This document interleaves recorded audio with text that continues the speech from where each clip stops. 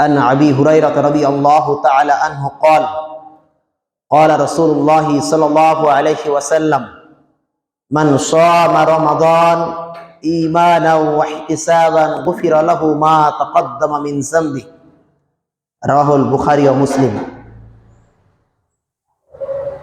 উপস্থিত মসজিদে মুহাম্মাদীর জুমার মুসল্লিবৃন্দ,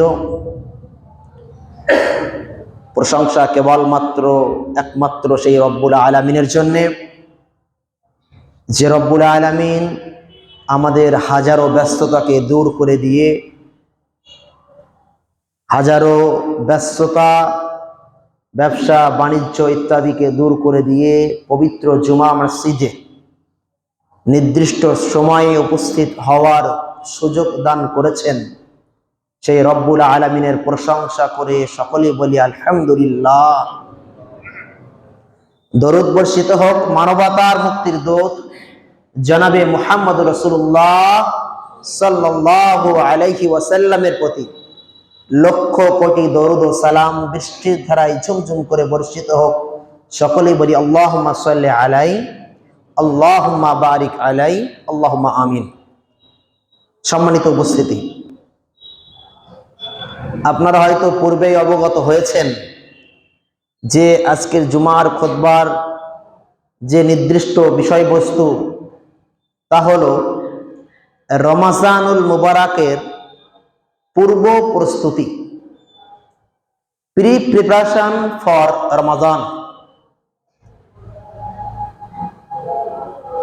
রমাজান মাস আমাদের নিকটে একেবারেই চলে এসেছে বললেই ভুল হয় না। আমরা সকলেই অবগত, যেহেতু আমরা ভারত, বাংলাদেশ, পাকিস্তানে বসবাস করি, ভারতীয় উপমহাদেশের মানুষ, আমরা বিশেষ করে রমাজান যে আসতে চলেছে আমরা আগে থেকে বুঝতে না পারলেও 15টা দিন আগে বুঝতে পারি। কারণ মিন নিসফি শাবান, শাবান মাসের 15 তারিখ, অর্থাৎ আজ শাবানের 15 তারিখ, আমরা ভারতীয় উপমহাদেশের লোক শবে বারাত নামে আমরা খুব প্রচলিত একটা শব্দ বলা যেতে পারে, আমাদের কাছে নতুন কিছু নয়। কিন্তু পৃথিবীর আরব কান্ট্রিতে বলেন বা অন্যান্য দেশে বলেন, হয়তো তাদের কাছে এটা পরিচিত শব্দ নয়, তারা নিসফে শাবান নামেই চেনে, শাবানের অর্ধেক বলেই জানে। কিন্তু এই ভারতীয় উপমহাদেশে বসবাস করার কারণে আমরা শবে বরাত বলে জানি, যেটি রমজানের 15 দিন পূর্বেই হয়ে থাকে। সম্মানিত সুধী, আমার বিষয় শবে বরাত নয়, আমার আলোচ্য বিষয় পবিত্র রমাজানুল মুবারক মাসের পূর্ব প্রস্তুতি কেমন হওয়া উচিত। একজন মুসলিমের প্রতিটা ইবাদত, বান্দেগী, উপাসনার ক্ষেত্রে প্রস্তুতি গ্রহণ করা আবশ্যক। শুধু ইবাদতের ক্ষেত্রে নয়, আপনি কোনো ব্যবসা করবেন, আপনি কোনো চাকরি করবেন, আপনি কোনো যাই কিছু করেন না কেন, আপনার পূর্বে আপনার প্রস্তুতি গ্রহণ করতে হয়। আপনি সরকারি জব করেন, সকাল 10টা-11টার মধ্যে আপনাকে জয়েন করতে হয়। সকাল থেকে আপনি প্রস্তুতি গ্রহণ করতে থাকেন, গোসল সেরে নেন, নাস্তা সেরে নেন, সকালের খাবার সেরে নেন, নিয়ে আপনি বাইকে যাবেন না 4 চাকা কারে যাবেন, আপনি প্রস্তুতি গ্রহণ করেন সকাল থেকেই। কিন্তু রমাজানুল মুবারকের মতো একটি গুরুত্বপূর্ণ মাস আমাদের নিকটে আসতে চলেছে, আর তার পূর্বে যে আমরা প্রস্তুতি গ্রহণ করব না, এটা কি হতে পারে? সম্মানিত সুধী, রমাজানুল মুবারক মাস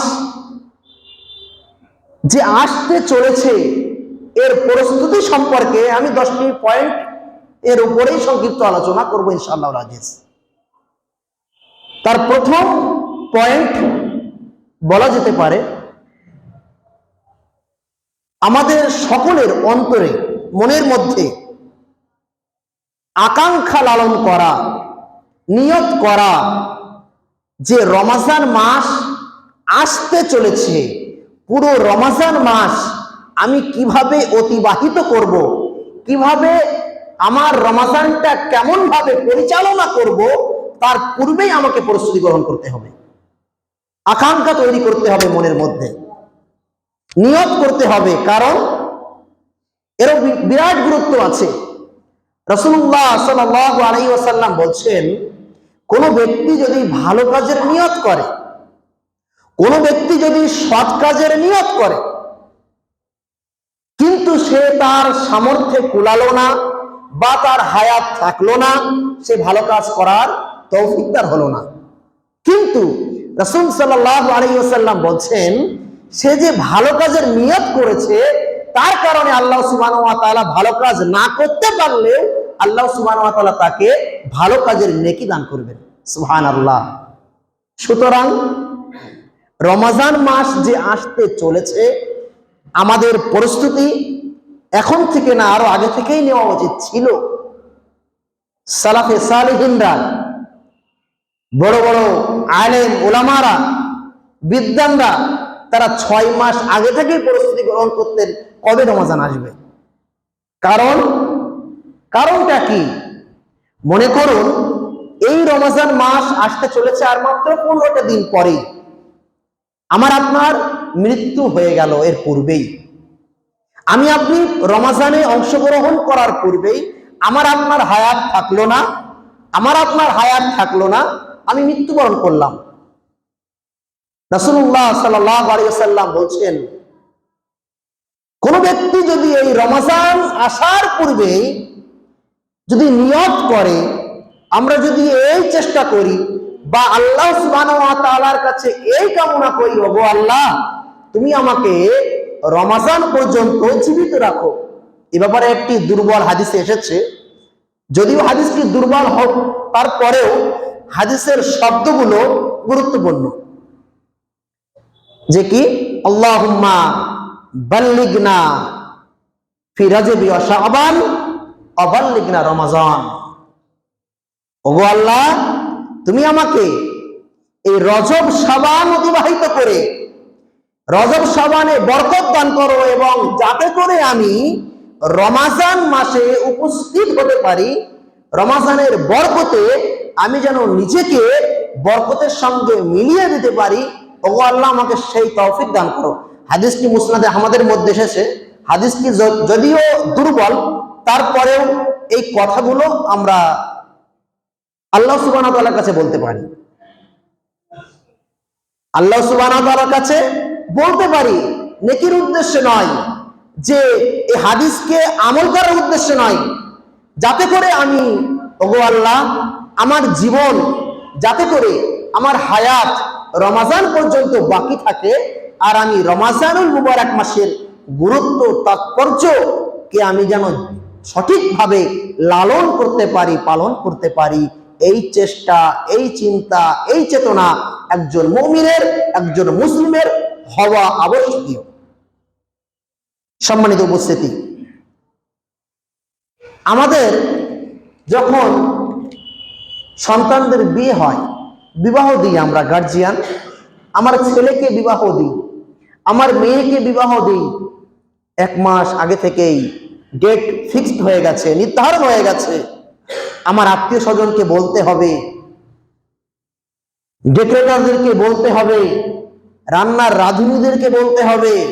আমরা সব দেখবেন আমরা আগে থেকেই প্রস্তুতি নিয়ে থাকি, যাতে করে বিয়ের দিন, বিয়ের অনুষ্ঠানে যাতে করে কোনো রকম সমস্যা তৈরি না হয়। এ কারণে আমরা পূর্বেই প্রস্তুতি গ্রহণ করি। কিন্তু রমজানের মতো একটা গুরুত্বপূর্ণ মাস আসতে চলেছে, আর আমরা মুসলিম মুমিন, আমরা প্রস্তুতি নেব না, এটা হতে পারে না। সম্মানিত উপস্থিতি, আমি 10টি পয়েন্ট নিয়ে আলোচনা করার চেষ্টা করব। তার মধ্যে প্রথম পয়েন্ট হলো আকাঙ্ক্ষা লালন করা বা নিয়ত করা। দ্বিতীয়ত, এই শাবান মাসে অধিক থেকে অধিক, বেশি থেকে বেশি নফল সিয়াম পালন করা। রাসূলুল্লাহ সাল্লাল্লাহু আলাইহি ওয়াসাল্লামের স্ত্রী হযরতে আয়েশা সিদ্দিকা রাদিয়াল্লাহু আনহা, তিনি বর্ণনা করেছেন, রাসূলুল্লাহ সাল্লাল্লাহু আলাইহি ওয়াসাল্লাম আল্লাহর নবীর স্ত্রী বলছেন, ওমা রাআইতু রাসূলুল্লাহ সাল্লাল্লাহু আলাইহি ওয়াসাল্লাম ফি শাহরিন আকসারি সিয়ামান। আল্লাহ রাসূল সাল্লাল্লাহু আলাইহি ওয়াসাল্লামের স্ত্রী আয়েশা রাদিয়াল্লাহু আনহা বলছেন, আমি রাসূল সাল্লাল্লাহু আলাইহি ওয়াসাল্লামকে এই শাবান মাসে অধিক থেকে অধিক, বেশি থেকে বেশি রোজা রাখতে দেখেছি। আরো একটি হাদিসে এসেছে, রাসূল সাল্লাল্লাহু আলাইহি ওয়াসাল্লামের স্ত্রী আয়েশা রাদিয়াল্লাহু আনহা বলছেন, আমি রাসূল সাল্লাল্লাহু আলাইহি ওয়াসাল্লামকে রমজান মাস ব্যতীত বাকি 11 মাসের মধ্যে আমি এত সিয়াম, এত রোজা রাখতে দেখিনি যা তিনি শাবান মাসে রোজা রাখতেন। আরো একটি হাদিসে এসেছে, আল্লাহ রাসূল সাল্লাল্লাহু আলাইহি ওয়াসাল্লাম শাবানের প্রথম থেকে নিয়ে একেবারে একটি মাস সিয়াম পালন করতেন। রমজানের 2-3 দিন পূর্বেই তিনি সিয়াম ছেড়ে দিতেন। সম্মানিত উপস্থিতি, এই ছিল নবী সাল্লাল্লাহু আলাইহি ওয়াসাল্লামের শাবান মাসের ইবাদত। আর ভারত, বাংলাদেশ, পাকিস্তান, আজ আমরা উপমহাদেশে বসবাস করছি, আমরা শাবানের সিয়ামকে এতটা গুরুত্ব দিই না। রাসূল সাল্লাল্লাহু আলাইহি ওয়াসাল্লাম বলছেন, যখন কোনো সুন্নাত উঠে যাবে সেখানে বিদআত সহজেই প্রবেশ করবে। আজ দেখুন, আজ আমরা আলেম ওলামারাও তাই, ম্যাক্সিমাম মানুষই তাই, সাধারণ মানুষই তাই।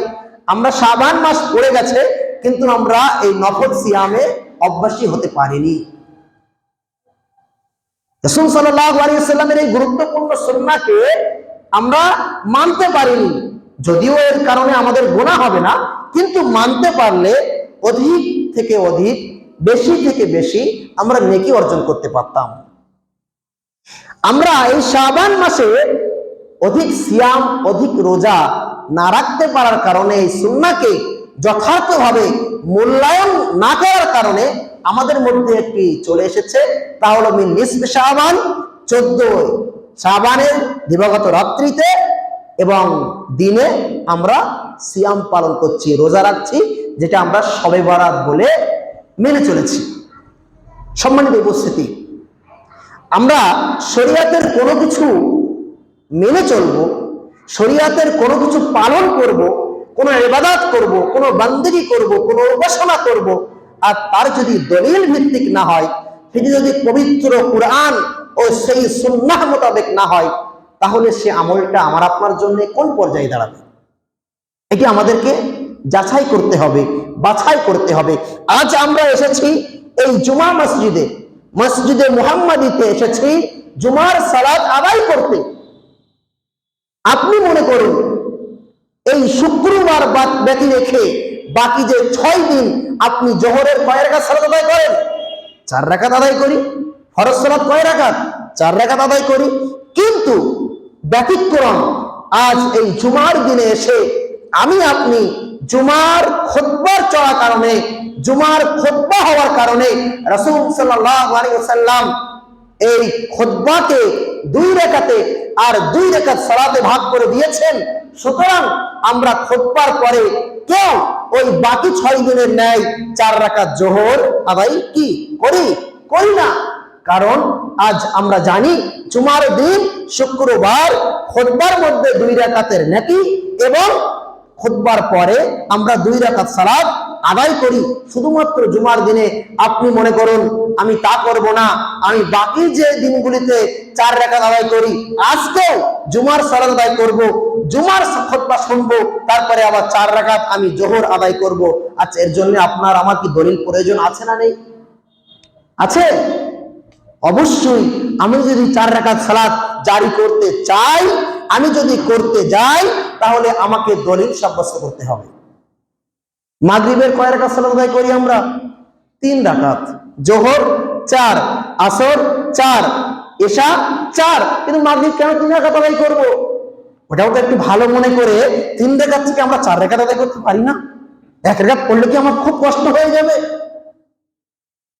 কষ্ট আমার হবে না ঠিকই, কিন্তু রাসূল সাল্লাল্লাহু আলাইহি ওয়াসাল্লামের দিক নির্দেশনার বাইরে গিয়ে যখন আমরা কোনো আমল করতে যাব, রাসূল সাল্লাল্লাহু আলাইহি ওয়াসাল্লামের দিক নির্দেশনার বাইরে গিয়ে যখন আমরা কোনো বুজদারি ফলাতে যাব, মাতব্বরি করতে যাব, সেটা হবে বিদআত।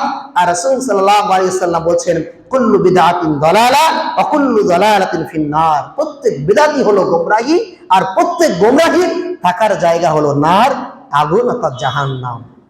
সম্মানিত উপস্থিতি, আমি আপনাদেরকে এই কথা বলতে চাইছি যে আজ বা কাল আমরা যারা শবে বারাতকে কেন্দ্র করে কাল রাত্রে আমাদের সমাজে, আমাদের এলাকায় আমরা দেখেছি যে সারা রাত্রিতে মানুষ সালাত আদায় করছে, নামাজ পড়ছে। নামাজ পড়া ভালো কাজ না খারাপ কাজ? অবশ্যই ভালো কাজ। নামাজ পড়লে তো নেকি হয়, অবশ্যই নেকি হয়। তাহলে আপনি সারা রাত সালাত আদায় করেছেন, ভালো কথা। ফজরে গিয়ে কেন আপনি 2 রাকাত নামাজ পড়বেন? ওটাও 4 রাকাত পড়ুন, ভালো কাজ তো নামাজ পড়া। পড়বেন আপনি? পড়বেন না। কেন পড়বেন না? ফজরের সালাত আমরা জানি ফরজ সালাত হচ্ছে 2 রাকাত, সুতরাং আমরা 2 রাকাতের কেউ বেশি পড়তে চাই না।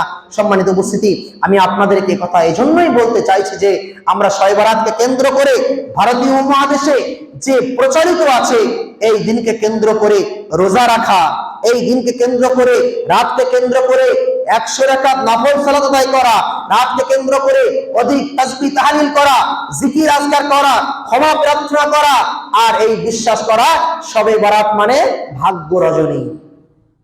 আমরা বিশ্বাস করি শবে বারাত মানে কি? ভাগ্য রজনী।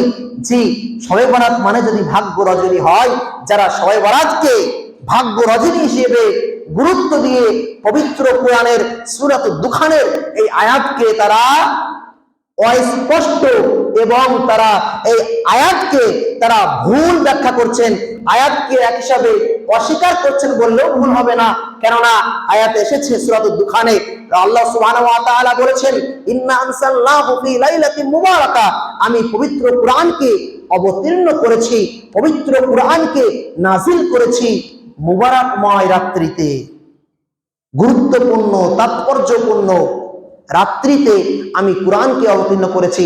এক শ্রেণীর আলেম ওলামারা এই ব্যাখ্যা করছেন যে লাইলাতুল মুবারাকা মানে হচ্ছে শবে বারাতের রাত। শবে বারাতের রাত রমজান মাসে না শাবান মাসে? শাবান মাসে। আর আল্লাহ সুবহানাহু ওয়া তাআলা সূরাতুল বাকারার মধ্যে স্পষ্ট ঘোষণা করেছেন শাহরু রমাদান আল্লাযী উনজিলা ফীহিল কুরআন। তার মানে কি? শাহরু রমাজান, রমজান এমন একটি মাস, রমজান এমন একটি মাস আল্লাযী, যে মাসে উনজিলা ফীহিল কুরআন, কুরআন অবতীর্ণ করা হয়েছে। তাহলে কুরআন যদি রমজান মাসে অবতীর্ণ করা হয়, তাহলে শবে বারাত কিভাবে বরকতময়, গুরুত্বপূর্ণ এবং ভাগ্য রজনী কিভাবে হতে পারে? আল্লাহ সুবহানাহু ওয়া তাআলা সূরাতুল বাকারার মধ্যে রমজান মাস স্পষ্ট করেছেন। গুরুত্বপূর্ণ মাসে আল্লাহ সুবহানাহু ওয়া তাআলা কুরআনকে অবতীর্ণ করেছেন, কিন্তু কোন রাত্রিতে আল্লাহ সুবহানাহু ওয়া তাআলা কুরআনকে অবতীর্ণ করেছেন এ ব্যাপারে সূরাতুল কদরের মধ্যে আল্লাহ সুবহানাহু ওয়া তাআলা বলেছেন ইন্না আনসালনাহু ফি লাইলাতিল কদর ওয়া মা আদরাকা মা লাইলাতুল কদর। ইন্না আনসালনাহু, আমরা কোরআনকে অবতীর্ণ করেছি ফি লাইলাতুল কদর, লাইলাতুল কদরের রাত্রিতে। আচ্ছা, আমি আপনাকে প্রশ্ন করি, লাইলাতুল কদরের রাত এই শাবান মাসের শবে বারাতের রাত, না রমজান মাসের শেষ দশকের 5টি বিজোড় রাত? আপনি এক্ষুনি উত্তর দেবেন লাইলাতুল কদর মানেই তো রমজান মাসের শেষ দশকের 5টি বিজোড় রাত। তাহলে লাইলাতুল কদর যখন রমজান মাসে, বরকতময় রাত যখন রমজান মাসে, ভাগ্য রজনী যখন লাইলাতুল কদরের রাত্রিতে, তাহলে কিভাবে ভারতীয় মহাদেশে আজ প্রচলিত চলে এলো বা হয়ে গেল, কিভাবে হয়ে গেল যে ভাগ্য রজনী শবে বারাতের রাত? সম্মানিত উপস্থিতি, ভাগ্য রজনী হলো লাইলাতুল কদরের রাত। সেটা শাবান মাস নয়, সেটা রমজান মুবারক মাস। সুতরাং এই শাবান মাসে আমরা অধিক সিয়াম পালন করব। ওই শুধুমাত্র শবে বারাতকে কেন্দ্র করে একটি সিয়াম, শবে বারাতকে কেন্দ্র করে নফল সালাত, শবে বারাতকে কেন্দ্র করে তাসবিহ তাহলিল জিকির আজকার, এগুলি যাই করি না কেন সবই বর্জনীয় হবে যদি পবিত্র কোরআন ও সেই সুন্নাহ ভিত্তিক না হয়। আমি আপনি বলতে পারি ভালো কাজ তো করলে অসুবিধা কি? সম্মানিত উপস্থিতি, তাহলে আমি আপনাকে এটাও বলতে পারি, ভালো কাজ যখন করলে অসুবিধা নাই, তাহলে মাগরিবের 3 রাকাত সালাত আদায় না করে আপনি 4 রাকাত সালাত আজ থেকে আদায় করুন। ভালো কাজ করলে যখন অসুবিধা নেই, আপনি আজ থেকে মাগরিবের সালাত 4 রাকাত আদায় করবেন। সম্মানিত উপস্থিতি, সুতরাং কোন ইবাদত, কোন বান্দেগি, কোন উপাসনা, কোন জিকির আজগার, কোন তাজবীহ তাহলিল আপনি যাই করতে যাবেন, আপনাকে দলিল সাব্যস্ত করতে হবে। পবিত্র কোরআন ও সহিহ হাদিস আপনাকে সামনে রাখতে হবে। ক্লিয়ার থাকবে, স্পষ্ট থাকবে, রেফারেন্স থাকবে, দলিল থাকবে, আমি আপনি স্ব-ইচ্ছায় মাথা নত করে মানতে বাধ্য হব। সম্মানিত উপস্থিতি, সুতরাং রমজানুল মুবারক মাসের পূর্বে যে মাস বর্তমান চলছে, এই শাবান মাস, এই শাবান মাসের গুরুত্ব, তাৎপর্য, করণীয় বর্জনীয় বুঝে এ মাসে আমরা যারা সিয়াম এখনো পর্যন্ত রাখতে পারিনি, আমরা কাল থেকে নিয়ত করে সিয়াম রাখার চেষ্টা করব। শুধু একটা দিন সিয়াম নয়, শবে বরাতকে কেন্দ্র করে একটা দিন সিয়াম রাখলে চলবে না। শাবান মাসকে কেন্দ্র করে আপনাকে সিয়াম রাখতে হবে। শাবান মাসকে গুরুত্ব দিয়ে রমজানের মাহাত্ম্যকে বোঝার লক্ষ্যে আপনাকে শাবান মাসে একধারে পরস্পর রোজা রাখতে হবে। 4টে, 5টা, 7টা, 10টা, 12টা, 20টা, 22টা, 24টা, যতটা সম্ভব আপনাকে রোজা রাখতে হবে। আপনাকে আল্লাহ সুবহানাহু ওয়া তাআলার জিকির আজকার করতে হবে। আজ আমাদের এক শ্রেণীর আলেম ওলামারা এই কথা বলে থাকেন যে এই রমজান শাবান মাসের 14 তারিখে অর্থাৎ দিবাগত রাত্রিতে 15ই শাবান, নিসফে শাবান, এই রাত্রিতে আল্লাহ সুবহানাহু ওয়া তাআলা আসমান থেকে 7ম আসমান অর্থাৎ দুনিয়ার আসমানে নেমে আসেন। সম্মানিত উপস্থিতি, এসে বলেন, কে আছো আমার কাছে চাইবে, আমি তোমাকে ডাকে সাড়া দেব, আমার কাছে চাইবে, আমি তোমাকে প্রদান করব। সম্মানিত উপস্থিতি, এটা একটা ভুল ব্যাখ্যা, এটা একটা অবব্যাখ্যা। সহিহ মুসলিমের হাদিস, রাসূলুল্লাহ সাল্লাল্লাহু আলাইহি ওয়াসাল্লাম বলেন, শুধু শাবান মাসের 15 তারিখে নয়, শবে বরাতের রাত্রিতে নয়, বরং আল্লাহ সুবহানাহু ওয়া তাআলা 365 দিন রাত্রিতে, 365 রাত্রিতে আল্লাহ সুবহানাহু ওয়া তাআলা আসমানের আকাশ থেকে দুনিয়ার আকাশে নেমে আসেন। দুনিয়ার আকাশে অর্থাৎ 7ম আসমানে নেমে আসেন। এসে আল্লাহ সুবহানাহু ওয়া তাআলা রাতের শেষ তৃতীয়াংশে নেমে এসে আল্লাহ সুবহানাহু ওয়া তাআলা একথা বলতে থাকেন, কে আছো আমার কাছে চাইবে, আমি তাকে তা প্রদান করব। কে আছো আমার কাছে ক্ষমা চাইবে, আমি তাকে ক্ষমা করব। কে আছো কার কি প্রয়োজন আমার কাছে চাইবে, আমি তাকে তা সাহায্য করব, প্রদান করব। আল্লাহ সুবহানাহু ওয়া তাআলা শুধুমাত্র 15ই শাবানের রাত্রিতে নেমে আসেন না, বরং আল্লাহ সুবহানাহু ওয়া তাআলা সারা বছর রাতের শেষাংশে অর্থাৎ ফজরের পূর্বে আল্লাহ সুবহানাহু ওয়া তাআলা 7ম আসমানে নেমে এসে, দুনিয়ার আসমানে নেমে এসে আল্লাহ সুবহানাহু ওয়া তাআলা এই কথা বলতে থাকেন। আর সেই সময় তো আমাদের সন্তানেরা রাত 12টা, 1টা, 2টার সময় মোবাইল অফ করে ঘুমিয়ে যাচ্ছে। কিভাবে বুঝবো আল্লাহ সুবহানাহু ওয়া তাআলা নেমে আসছেন? কিভাবে চাইবো আল্লাহ সুবহানাহু ওয়া তাআলার কাছে? আল্লাহ সুবহানাহু ওয়া তাআলা আমাদেরকে সঠিকটা বোঝার তৌফিক দান করুন। সংক্ষিপ্ত সময়, আলোচনার বিষয়বস্তু অনেক লম্বা। এবং তৃতীয় পয়েন্ট, সেটি হলো পরিকল্পনা মাফিক প্রস্তুতি গ্রহণ করা। পরিকল্পনা বলতে রমজান মাস যে আসতে চলেছে, আমাকে এখন থেকে পরিকল্পনা গ্রহণ করতে হবে। আমি কোন সময় পবিত্র কোরআন তেলাওয়াত করব। রমজান মানেই কোরআন তেলাওয়াত, কারণ রমজানুল মুবারক মাস অনেক গুরুত্বপূর্ণ, তাৎপর্যপূর্ণ মাস হওয়ার কারণ কি? মুহাম্মদ রাসূলুল্লাহ সাল্লাল্লাহু আলাইহি ওয়াসাল্লাম শ্রেষ্ঠ রাসূল হওয়ার কারণ কি? উম্মতে মুহাম্মদ, আমরা শ্রেষ্ঠ উম্মত হওয়ার কারণ কি? সারা বছরের মধ্যে লাইলাতুল কদরের রাত গুরুত্বপূর্ণ, তাৎপর্যপূর্ণ, ভাগ্য রজনীর রাত হওয়ার কারণ কি? এর একটি কারণ, তা হলো আল কোরআন অবতীর্ণ হওয়া। সম্মানিত উপস্থিতি, মুহাম্মদ রাসূলুল্লাহ সাল্লাল্লাহু আলাইহি ওয়াসাল্লাম শ্রেষ্ঠ নবী ও রাসূল এজন্যই যে মুহাম্মদ রাসূলুল্লাহ সাল্লাল্লাহু আলাইহি ওয়াসাল্লামের উপরে শ্রেষ্ঠ কিতাব কালামুল্লাহ, আল্লাহ সুবহানাহু ওয়া তাআলার কিতাব, আল্লাহ সুবহানাহু ওয়া তাআলার বাণী আল কোরআনুল কারীম মুহাম্মদ রাসূলুল্লাহ সাল্লাল্লাহু আলাইহি ওয়াসাল্লামের উপরে অবতীর্ণ করা হয়েছিল। এজন্যই মুহাম্মদ রাসূলুল্লাহ সাল্লাল্লাহু আলাইহি ওয়াসাল্লাম শ্রেষ্ঠ হয়ে গেছেন। রমজান মাস বাকি আরো 11টি মাস আছে আরবি, মুহররম, সফর, রবিউল আউয়াল, রবিউল সানি, আরো তো বাকি 11টি মাস আছে। কেন বাকি 11টি মাস এত গুরুত্বপূর্ণ নয়? রমজান মাস কেন এত গুরুত্বপূর্ণ? আল্লাহ সুবহানাহু ওয়া তাআলা যে ওই রমজান মাসেই শাহরুর রমাদান আল্লাযী উনজিলা ফীহিল কুরআন, আল্লাহ সুবহানাহু ওয়া তাআলা রমজান মাস এজন্যই সম্মানিত মাস, এজন্যই গুরুত্বপূর্ণ মাস, এজন্যই আমাদের পরিকল্পনা এখন থেকেই গ্রহণ করতে হবে যে মাসে পবিত্র কুরআন অবতীর্ণ হয়েছিল, যার কারণে এই রমজানের সম্মান অনেক দ্বিগুণ বেড়ে গেছে। সম্মানিত উপস্থিতি, উম্মতে মুহাম্মাদী শ্রেষ্ঠ কেন? উম্মতে মুহাম্মাদীর কাছে এসেছেন শ্রেষ্ঠ রাসূল। শ্রেষ্ঠ রাসূল কেন? শ্রেষ্ঠ রাসূলের উপরে হয়েছিল পবিত্র কুরআন অবতীর্ণ। সম্মানিত উপস্থিতি, সেই কুরআনের ছায়াতলে আজ মুসলিম জাতি আসতে পারছে না। যে কুরআন এসেছে আমাদেরকে সম্মান করেছে, যে কুরআন অবতীর্ণ হওয়ার কারণে আমরা সম্মানিত হয়েছি, যে কুরআন অবতীর্ণ হওয়ার কারণে আমরা গর্বিত হয়েছি, যে কুরআন অবতীর্ণ হওয়ার কারণে আমাদের কাছে জাহিলিয়াত চলে গেছে, সোনালী যুগ ফিরে এসেছে, সেই কুরআন থেকে আজ মুসলিম সমাজ অনেক দূরে চলে যাচ্ছে।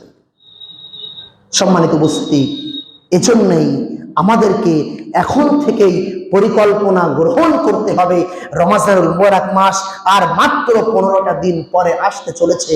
আমি কোন সময় পবিত্র কুরআন তেলাওয়াত করব, কোন সময় তাসবিহ তাহলিল করব, কোন সময় জিকির আজকার করব, কোন সময় দান সাদাকা করব, কোন সময় আমি বেশি থেকে বেশি নফল সালাত আদায় করব, কোন সময় আমি পবিত্র কুরআন বুঝে পড়ব, কোন সময় তেলাওয়াত করব, আমাকে আপনাকে এখন থেকেই প্রস্তুতি গ্রহণ করতে হবে। জীবনে 11টি মাস হেলাই ফেলাই কাটিয়েছি, কমসে কম রমজান মাসে আমরা যারা ভালো করে কুরআন পড়তে জানি, আমি তাদেরকে অনুরোধ করব কমসে কম একবার হলেও পবিত্র কুরআন রিডিং শেষ করে একটু অনুবাদ, ব্যাখ্যা, বিশ্লেষণ পড়ার চেষ্টা করবেন। এটা আমাকে আপনাকে এখন থেকে পরিকল্পনা গ্রহণ করতে হবে যে 5 ওয়াক্ত সালাত, সেই সালাতের পরে পড়বো না জোহরে পড়বো না আসরে পড়বো না রাত্রিতে কুরআন পড়বো, এখন থেকে পরিকল্পনা নিতে হবে। তাহলে আমি আপনি কামিয়াব হব, আমি আপনি সফলতা খুঁজে পাবো। সুতরাং আমাকে আপনাকে আপনি যদি এখন থেকে পরিকল্পনা গ্রহণ করতে না পারি, রমজান চলে আসবে, এমনি ভাবে অন্যান্য মাস চলে আসে, রমজানও ঠিক ওইভাবে চলে আসবে, বুঝতে পারবো না কোন দিক দিয়ে রমজান চলে গেল, কোন দিক দিয়ে রমজান মাস শেষ হয়ে গেল, কিছুই বুঝতে পারবো না। এজন্যই আমাকে আপনাকে এখন থেকে পরিকল্পনা গ্রহণ করতে হবে। 4র্থ নম্বর পয়েন্ট, ঈমানকে ঠিক রেখে সিয়ামকে গুরুত্ব দিতে হবে। ঈমানকে ঠিক রেখে সিয়ামকে গুরুত্ব দিতে হবে। রাসূলুল্লাহ সাল্লাল্লাহু আলাইহি ওয়াসাল্লাম বলেছেন, মান সামা রমাদান ঈমানাও ওয়া ইহতিসাবান যুকিরা লাহু মা তাকাদ্দামা মিন যামবি। যে ব্যক্তি ঈমানের আশায় এবং নেকির আশায় রমাদানুল মুবারক মাসের সিয়াম পালন করবে, মা তাকাদ্দামা মিন যামবি, তার পূর্বের গুনাহ আল্লাহ সুবহানাহু ওয়া তাআলা ক্ষমা করে দেবেন। সুবহানাল্লাহ। এটা একটা গুরুত্বপূর্ণ বিষয়। ঈমান কি? ঈমান। আজ আমরা মুসলিমরা পবিত্র কুরআনে আল্লাহ সুবহানাহু ওয়া তাআলা কোথাও কোথাও ঘোষণা করেছেন অধিকাংশ মানুষ ঈমান আনা সত্ত্বেও মুশরিক। বুঝতে পারেননি? একজন মুমিন আবার মুশরিক হতে পারে? জি, অবশ্যই হতে পারে। আল্লাহ সুবহানাহু ওয়া তাআলা বলেন অধিকাংশ মানুষ ঈমান আনা সত্ত্বেও মুশরিক। আল্লাহ রাসূল সাল্লাল্লাহু আলাইহি ওয়াসাল্লাম এমনি বলেননি, মান সামা রমাযান ঈমানাও ওয়া ইহতিসাবান গুফিরা লাহু মা তাকাদ্দামা মিন যামবি। রমজান মাস যে আসতে চলেছে, তোমরা ঈমানের সাথে নেকির আশা নিয়ে কি করো? রমজানের সিয়াম পালন করো ঈমানের সাথে। একজন মানুষ রমজান ছাড়া বাকি 11টি মাস শিরকের সাথে যুক্ত। শিরকের সাথে মানে আমরা কি ঠাকুরের কাছে গিয়ে মাথা নত করি? আমরা কি মূর্তি পূজা করি যে আমার শিরক করছি? জি না। আজ মুসলিম সমাজ ঠাকুরের কাছে গিয়ে মাথা নত না করলেও, মূর্তির কাছে গিয়ে সাহায্য ভিক্ষা না চাইলেও, ওই মৃত কবরের কাছে গিয়ে, মাজারে গিয়ে, মৃত কবরে গিয়ে তাদের মাধ্যম দিয়ে আল্লাহর কাছে সাহায্য চাইছে, তাকে ওসিলা বানিয়ে। আর আল্লাহ সুবহানাহু ওয়া তাআলা বলছেন, আবার তাদের যুক্তিও আছে। যারা এই কাজ করে তাদের আবার যুক্তিও আছে। তুমি যদি মনে করো প্রধানমন্ত্রীর সাথে দেখা করবে, তাহলে তুমি ডাইরেক্ট গিয়ে প্রধানমন্ত্রীর সাথে দেখা করতে পারবে নাকি? তোমাকে আগে এলাকার নেতা ধরতে হবে, এলাকার প্রধান ধরতে হবে, এমপি ধরতে হবে, তারপরে অন্য কাউকে পরে স্থানের ব্যক্তিকে ধরতে হবে, তারপর তুমি গিয়ে প্রধানমন্ত্রীর সাথে দেখা করতে পারবে। সুতরাং আল্লাহর সঙ্গে সরাসরি দেখা করতে পারবো না, আল্লাহকে সরাসরি আমরা পাবো না। আমাদেরকে আল্লাহকে পেতে গেলে আমাদের ওই বুজুর্গানের দিনের কাছে, ওই পীরের কাছে যে কবরে শুয়ে আছে, তার মাধ্যম দিয়ে আমরা আল্লাহর কাছে প্রার্থনা করছি। এটা আবার শিরক নাকি? সম্মানিত উপস্থিতি, আল্লাহ সুবহানাহু ওয়া তাআলাকে পেতে গেলে সরাসরি আল্লাহকে ডাকলেই পাওয়া যায়, যার প্রমাণ আল্লাহ সুবহানাহু ওয়া তাআলা 365 দিন রাতে আল্লাহ সুবহানাহু ওয়া তাআলা সপ্তম আসমানে নেমে এসে বান্দার কাছে বলতে থাকে, আমার কাছে চাও, আমি তোমাকে দান করব। আল্লাহ সুবহানাহু ওয়া তাআলা তো বলতে পারতেন, অমুক পীরের কাছে গিয়ে চাও, তারপরে আমি দেব। সম্মানিত উপস্থিতি, এটা হতে পারে না। এটা করলে শিরক হবে, এটা করলে শিরক হবে, এটা করলে কুফর হবে। এজন্যই রাসূলুল্লাহ সাল্লাল্লাহু আলাইহি ওয়াসাল্লাম বলেছেন, মান সামা রমাদান ঈমানান ওয়া ইহতিসাবান গুফিরা লাহু মা তাকাদ্দামা মিন যামবি। যে ব্যক্তি ঈমানের সাথে নেকির আশা নিয়ে রমজানের সিয়াম পালন করবে, তার পূর্বের গুনাহ মাফ হবে। আপনি বাকি 11 মাস আপনি শিরক করছেন, ওই মৃত ব্যক্তির কাছে গিয়ে চাইছেন, সাহায্য প্রার্থনা করছেন। আপনি যদি সেটা ত্যাগ করতে না পারেন, আপনার রমজান কোনো কাজে আসবে না, আপনার রমজান কোনো কাজে আসবে না। সুতরাং সেটাকে লক্ষ্য রাখতে গেলে আপনাকে অবশ্যই শিরক থেকে আপনাকে দূরে থাকতে হবে। সম্মানিত উপস্থিতি, অনেকগুলো পয়েন্ট নিয়ে আলোচনা করব, কিন্তু সময় সংক্ষিপ্ত, সময় আমাকে আর সাড়া দিচ্ছে না। আমি সংক্ষিপ্তভাবে পয়েন্টগুলো আলোচনা করছি। এবং পঞ্চম নম্বর হলো বান্দার হক, হুকুকুল ইবাদ, অর্থাৎ বান্দার একে অপরের সঙ্গে আমরা যে জড়িত পাপগুলো করে ফেলি।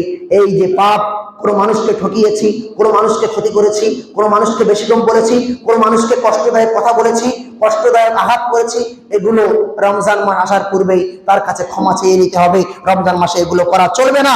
এবং আল্লাহ রাসূল সাল্লাল্লাহু আলাইহি ওয়াসাল্লাম বলেন, আতাদরুনা মানিল মুফলিস?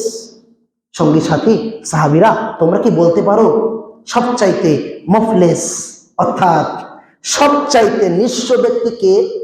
সাহাবীরা বলছেন, ওগো আল্লাহর রাসূল, নিঃস্ব ব্যক্তি তো সেই, নিঃস্ব ব্যক্তি তো সেই যার কাছে দিরহাম নেই, যার কাছে দিনার নেই। সুতরাং যার কাছে টাকা নেই, পয়সা নেই, ব্যাংক ব্যালেন্স নেই, সম্পদ নেই, সে তো নিঃস্ব, সে তো গরিব।